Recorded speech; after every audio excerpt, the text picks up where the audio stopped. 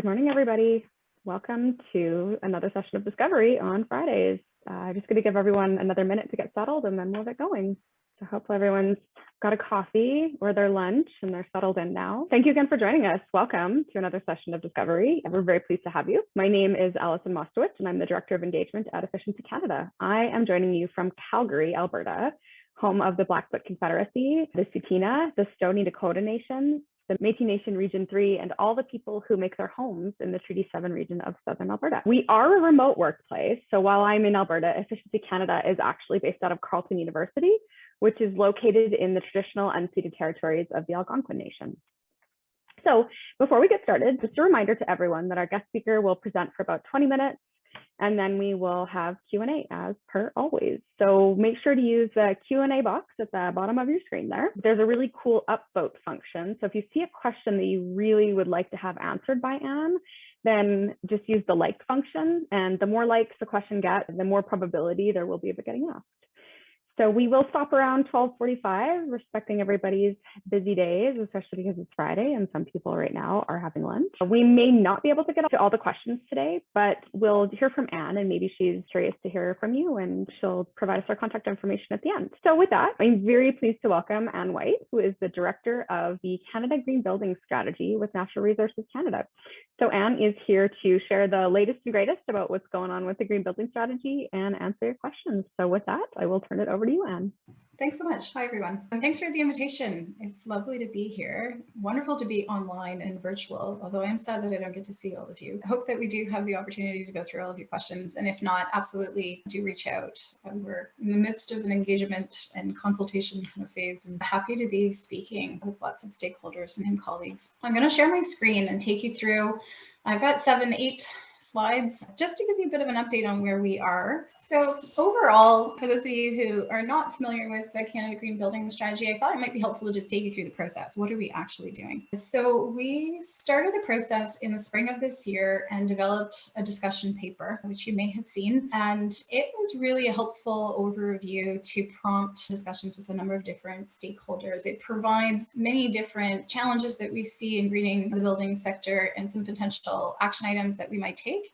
And we shared that document with our cabinet colleagues and provincial and territorial counterparts in late June. In July, we officially launched an engagement period for the Canada Green Building Strategy. And since then, we've taken that discussion paper and shared it with about 150 different industry stakeholders. And then we posted it on our website. So there's a Canada Green Building Strategy website. It includes a public engagement process. It has a number of different questions that both Canadians can respond to, and there's also an industry stream, and as part of that industry stream you can then download the paper. And since then we've just continued really engaging with industry through a number of different roundtables with provincial and territorial counterparts, through bylots, and really with anyone who sends a note and wishes to speak with us and wants to be involved in the development of the building strategy. So if you are interested in getting more involved, please do let us know. We're in the midst now of our provincial and territorial bylots. We'll have 3 rounds of discussions with provinces and territories. Our first was in September. We've just completed our second in October, and we'll seek to wrap up those discussions in November. Through that period of time, industry engagement continues, and we've launched a deep dive on the evidence base and data and analysis and modeling on how we would reach a net zero milestone, if I could call it that, by 2050 in the building sector, and the number of different decarbonization pathways that might be relevant to Canada and different regions across Canada. We're seeking to draft the strategy in the winter. We've got a milestone there of December for a first draft, and then we'll be seeking cabinet approval, internal government work through the winter, with the aim to share and release the strategy in the spring of 2023. So pretty quick timeline overall for this first Canada Green Building Strategy. And I say first Canada Green Building Strategy because it's very important that it is evergreen. Getting to net zero will mean an opportunity for continued dialogue. It will necessitate continued dialogue and understanding of how technologies are changing. And that's an important part of the framing for the first Canada Green Building Strategy. And this next slide is really an overview of that discussion paper. So if you haven't seen it or read it, this is what it looks like at a glance. What we do in the discussion paper is take you through a profile of the sector in terms of emissions, the breakdown of those emissions from residential, commercial, public, what the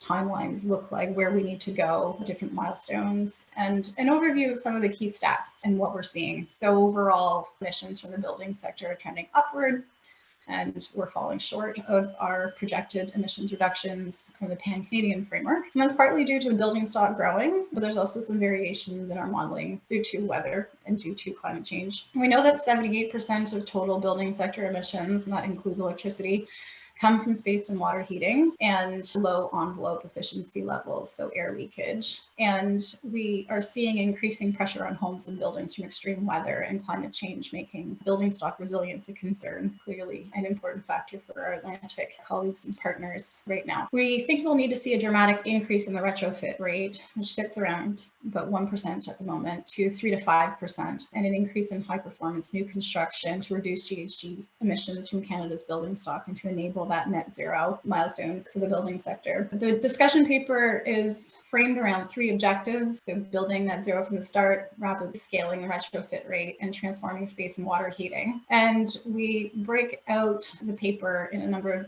strategic themes, and then for each of those strategic themes, we have proposed areas requiring change. For example, we would see a number of potential areas where governments could undertake public sector building retrofits, potentially ensure funding programs, support green building objectives, etc. And so through all those different strategic themes, we have several different action areas that we're now hearing from partners across Canada on what their thoughts are and how they might prioritize and sequence these actions to enable net zero in the building sector. Importantly, this is a national strategy. In order for us to achieve net zero, we absolutely need to be looking at a national pathway, not a federal strategy or pathway, and it needs to reflect asymmetries across Canada.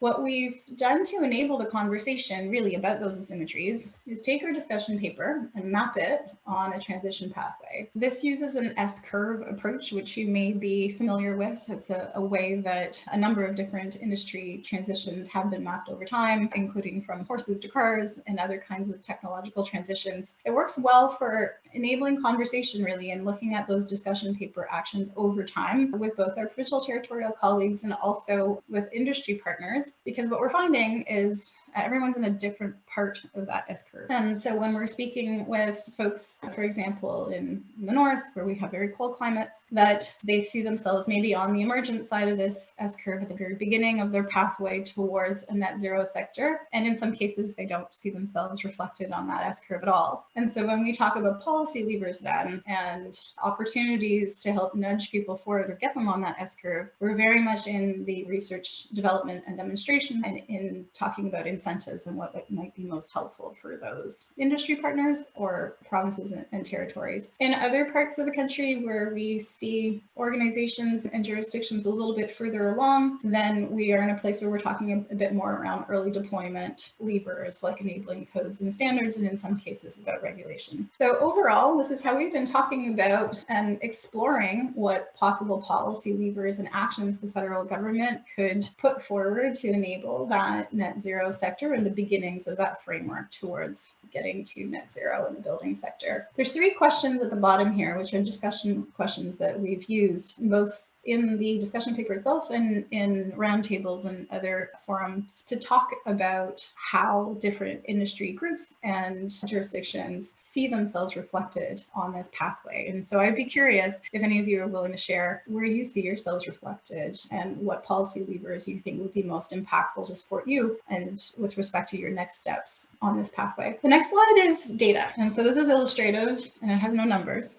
which is not where we want to go with data generally. But I wanted to bring it up here to give you an overview of how widely we are looking at getting to net zero, and to really highlight that we're aware that getting to net zero in the building sector is not just about reducing demand, but also increasing low carbon energy supply. And what these decarbonization pathways look like across the country vary, not just by province and territory, but importantly by region and what the climate looks like. And so this is an example of some of the work that we're doing on the back end, very mindful of where we have mature technologies versus immature or nascent technologies. And in no way am I trying to show as part of this chart that all of these different columns are equal, but more to recognize that there are a number of different pathways, and those asymmetries across the country really do matter in terms of the framework that we're looking at on how we get to net zero. We're doing lots of research to help inform our thinking and what the various approaches may be, including really understanding decarbonization of home and building heating, and looking at decarbonization pathways across the country more broadly, as I mentioned before. So that includes understanding economic impacts. We need to be looking at the cost and trade-offs of various technologies and pathways across the country. So we're doing a bit of top-down macro analysis as well as bottom-up analysis of individual measures and programs across government, seeking to work with our provincial and territorial colleagues as well to understand the impacts of various programs in those regions and jurisdictions so that we can have a real solid, as best we can, of course the data is patchy as you will know, of what the pathways look like and where we don't have information and we need to work to fill those gaps over time. Overall, in terms of the submissions that we've been receiving from that discussion paper and our conversations across the country, we're hearing some similar patterns. So I thought I would just share a bit of broad strokes, if you will, the patterns of comments that we're hearing about the building strategy and what's needed. So first, that it's more than just building, recognizing that greening the building sector is going to require an understanding that it is a part of a whole economy transformation. Almost all submissions and all discussions that we've had put a great focus on prioritizing low-income supports. Understanding how to equitably decarbonize the building sector is very important. We need to have granular blueprints. Everyone is asking us for granular blueprints on what the energy pathways might be, what the decarbonization paths look like across Canada. Part of that is a capacity building challenge where not all jurisdictions or industry partners are able to invest in that kind of analysis and they want to plug in. Part of it is about information sharing and best practice, getting to a place where there's transparency in how we want to move forward and we can talk about the same thing, looking at the same goal. Clear need for coordination. Industry is asking us to provide certainty, but also to coordinate our actions across governmental initiatives, federal, to provincial, territorial, to city. And alignment, of course, is imperative of those programs, funding, regulatory initiatives across jurisdictions. We need to ensure that what we're doing is targeting each individual jurisdiction area in a way that makes sense to where they are now and can help them move forward. Lots of discussion around the need for government leadership. We should be leading by example with modelable practices, finding a way to drive costs down, demonstrating value, and a big focus on research and development and scaling. So there are a lot of unanswered questions still in how we might green the building sector, including how do we industrialize the rate or the approach to retrofits? Who's going to do that work? What works well? We need to be investing in research on low carbon technologies, et cetera. And then we need to be able to recognize what mature looks like, what works, and scale it effectively. And then that, of course, brings us into discussion about supply chain, but also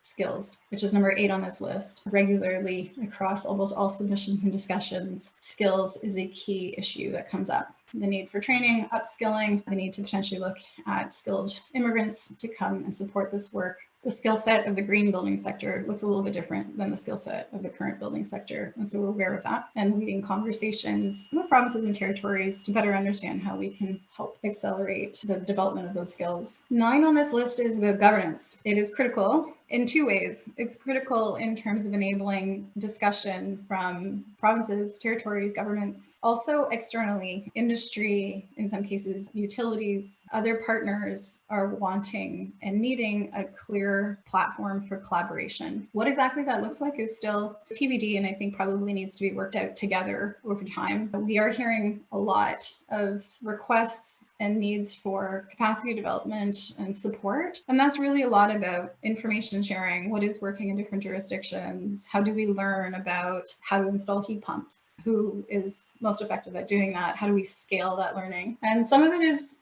a little bit more into that blueprint side of it, wanting to share data and information and pathways and connect in with others across the country to maybe model what's possible, to talk a little bit more in detail about implications for the grid. Regardless, though, those platforms for ongoing collaboration are key.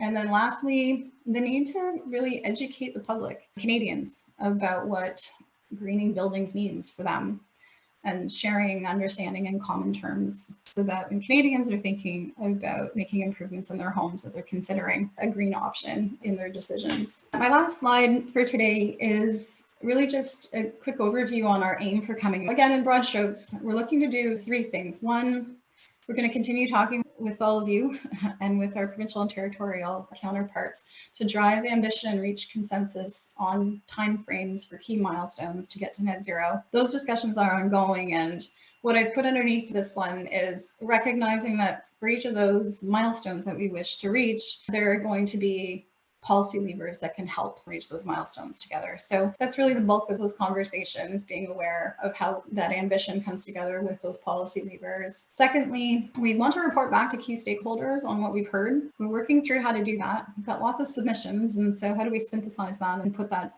back out for validation? And third, really thinking through what would a meaningful governance and collaboration platform look like to enable those conversations. If we're at the very beginnings of a framework, or excuse the pun, what we've been talking about internally as laying the foundation for a net zero building sector, and that's what we're seeking to do for the first iteration of this strategy. How do we ensure that it is evergreen and that there's a platform for ongoing and continued discussion and information sharing, dissemination of best practices over time? Thank you so much, Anne. It was really helpful to understand what feedback you're seeing so far, and it sounds like the conversation will be ongoing as you continue down this path. Let's get to questions and answers. We've already got quite a few questions in the question and answer box, and you asked for a little bit of feedback. Is there a way that you would like people to share that? Could it be through the chat, or do you want them to reach out directly to you? Yeah, so as I mentioned, I think at the beginning, if anyone is wanting to have a conversation with us, we're open to it. So you can email me directly. You can post it here as well. But my email is simple. My name is extremely easy, I think, from that perspective. So it's anne.white@enercan- sort of the French version of that, .gc.ca. So a very templated Government of Canada email. And you can actually also use anne.white@canada.ca, and that'll get to me. Yeah, please. Happy to hear from you.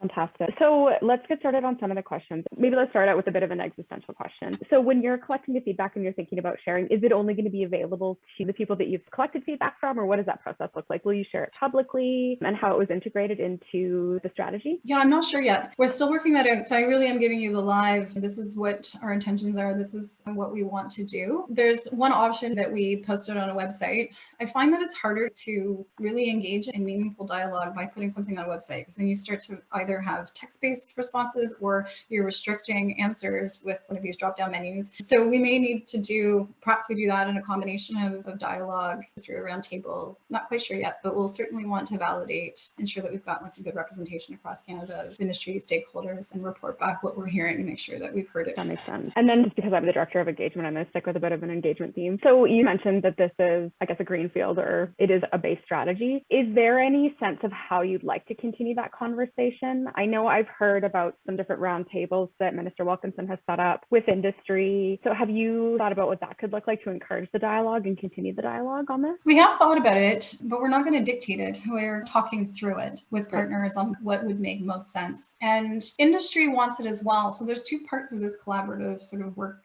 or platform that's required. There's an external one where I think people kind of want to talk to each other and have that informed by evidence or capacity building supports. And then there's like a within government one as well. And yeah, I think we still need to come up with a solution that works for everyone, whether it be like a table or plugging into existing tables where it makes sense to do. Thanks. That's a great answer. And I'm sure lots of people will have lots of feedback about how you continue to do that. So it'll be a bit of an evolving conversation. Okay, so this one's from Jesse Rowe. So he's talking about what exists already in, I call it the energy efficiency ecosystem. So we have about $1 billion invested into energy efficiency programs through utility systems across the country and even beyond utility systems. Just to note that he didn't necessarily see that mentioned in the discussion paper. So can you maybe comment on how the strategy is recognizing investments that have already been made and how they could be leveraged or ramped up to unlock greater impacts? Yeah, that's a good question. So the strategy is not meaning to be, nor I think should be, a number of announcements of new measures that are going to get us to net zero. It needs to be much bigger than that in terms of what is the pathway, how do we collaborate, how do we think about technologies, what is mature now. And so in some cases, there are investments, both recent past or past generally, work that's been done, codes, for example, that continue. And then there's potentially new investments that get announced as part of it. But that's just where we are now in 2022, 2023, and recognizing what we've done up to this point. It needs to allow a big space for now to 2050. And what does that look like? So the frame is much broader than what existing initiatives could be. But yes, generally speaking, the idea here is to encompass where we've been, how we've gotten to where we are, and what we need to do moving forward. As best we understand it now, with opportunities and milestones around strategic decision points that'll need to be made in future. And it sounds like a lot of the conversations you're having are around what exists already and how to better leverage that. Yeah, much of it. And we are taking very much an evidence-informed approach. So it starts with what have we done? How's it been working? What do we need to scale up? And that's true across the board. Research and development is a key part of a lot of the work. What do we know about that? And really enabling that flexibility for learning and the obvious need to pivot over time.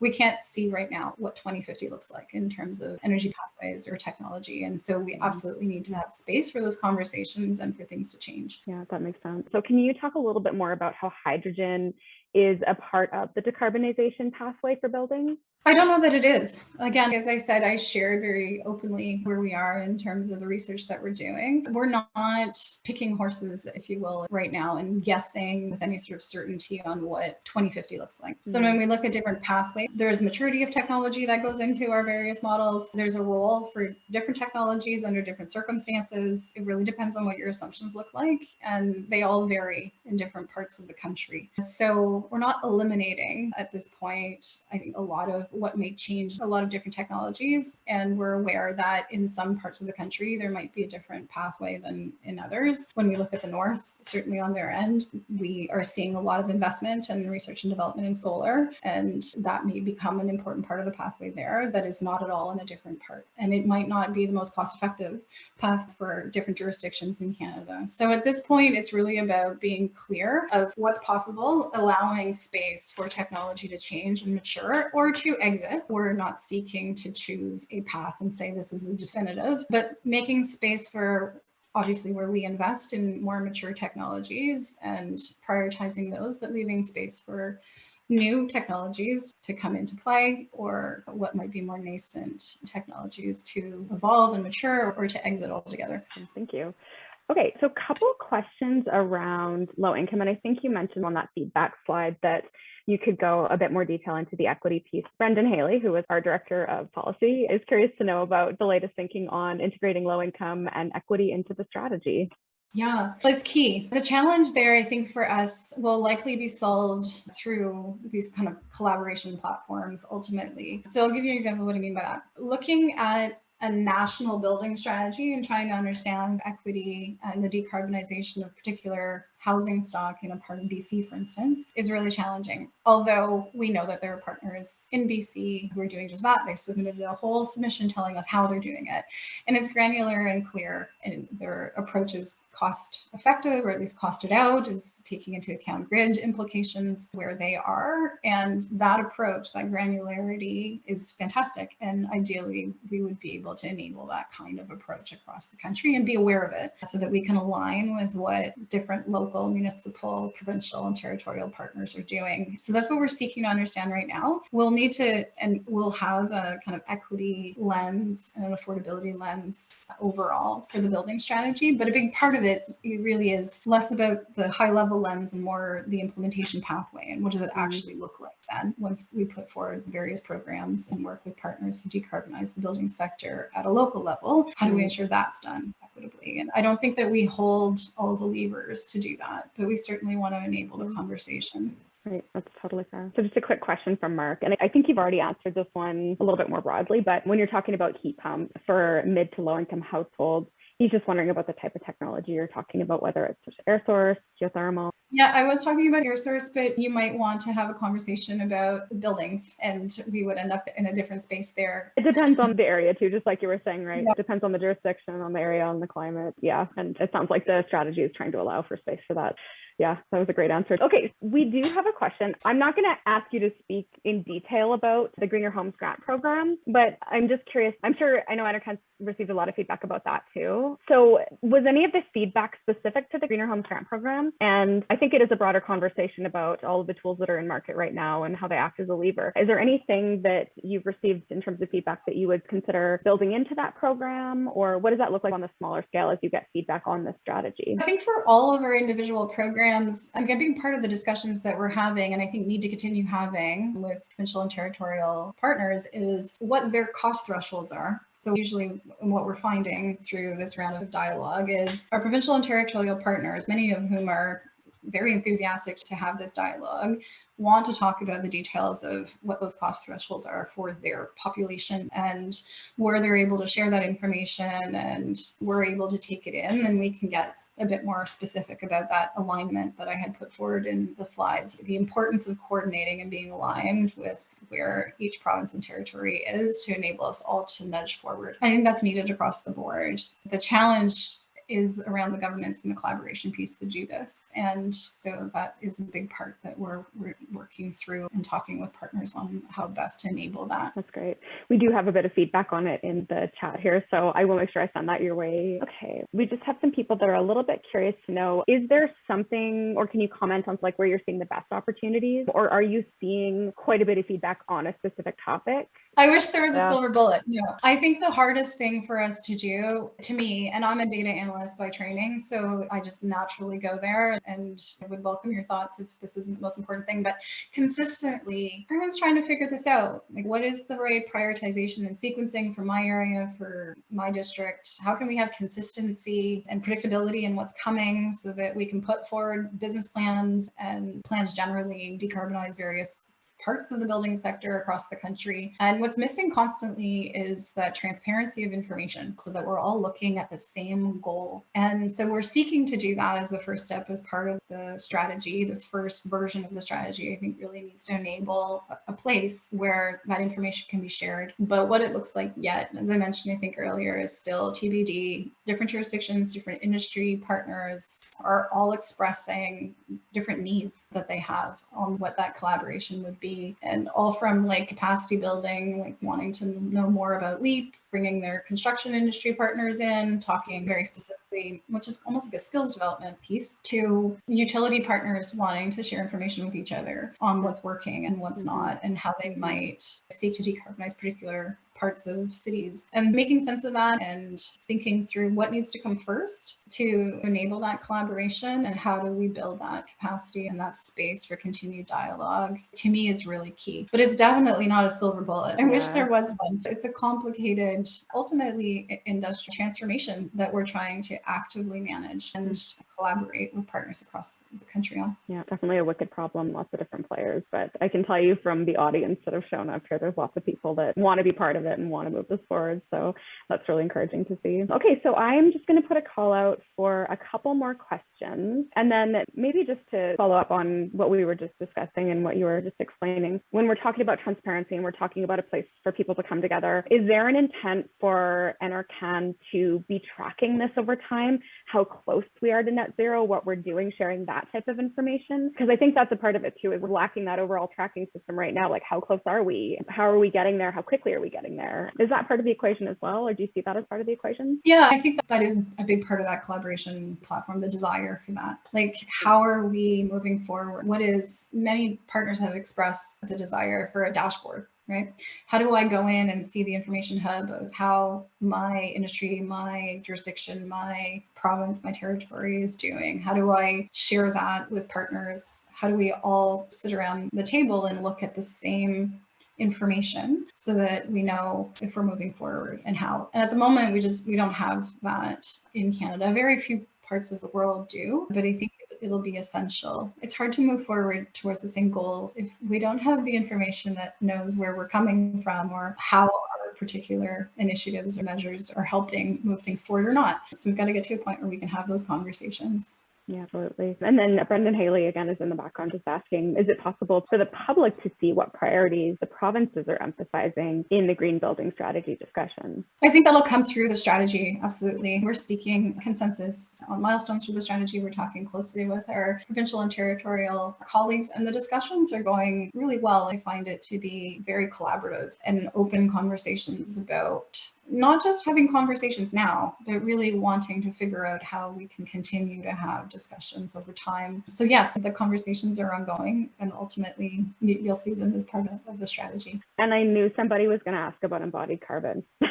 And we've got it. So Terry, I'm going to try to do your question justice. Okay, so I guess just also sharing a bit of a concern, and I'm sure this is coming from more than just the fenestration industry, but that's who Terry's representing. So there is some concern in the fenestration industry that we are innovating products to improve efficiency, but possibly at the risk of adding embodied carbon. So what are the plans to include the embodied carbon equation that may conflict with efficient products? It's absolutely essential that we get to embodied carbon. I think we're all very aware of that. I talk about the building strategy as this is 1.0, it's the first frame. And I don't know if embodied carbon is the third or the fourth iteration of the building strategy, but we need to move in that direction. We don't have the information at the moment. So we're really seeking to have an evidence-informed approach that is able to track progress over time.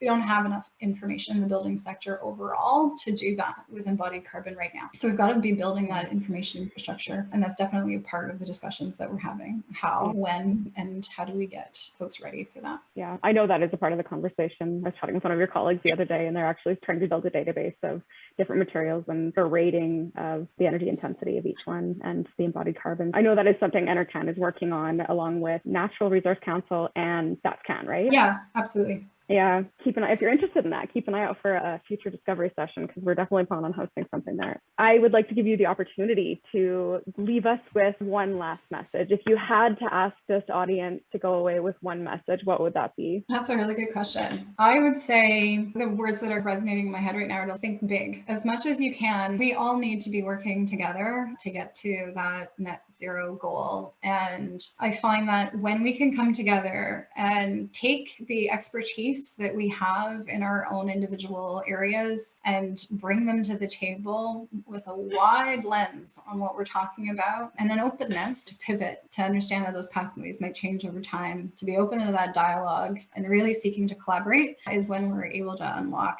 new ideas, technologies, approaches, etc. And I think that's where we need to be overall at the moment as partners, as we think about how we collaborate over time, how do we enable transparency and the willingness to try new things, to maybe make mistakes, to pivot, and really live and breathe that with an open mind. I think we absolutely all need to get to that space to be able to make it to net zero together. Great final message. Thank you. Okay, so with that, this edition of Discovery has come to a close. Be sure to check out our website to see what's upcoming. We've got some great speakers coming up in the next few weeks. This session will be posted on our website. Give it about a week's time and it should be available. We typically don't make the slides available because they're not our own from Efficiency Canada, but Anne's email was in the chat. So if you're interested in looking at the slides, maybe just send Anne an email and you can chat with her about that. So thank you very much again for coming to this session. We very much appreciate it. Hope you took something away from it, and hopefully we'll see you next week. Take care, everybody. Happy Friday.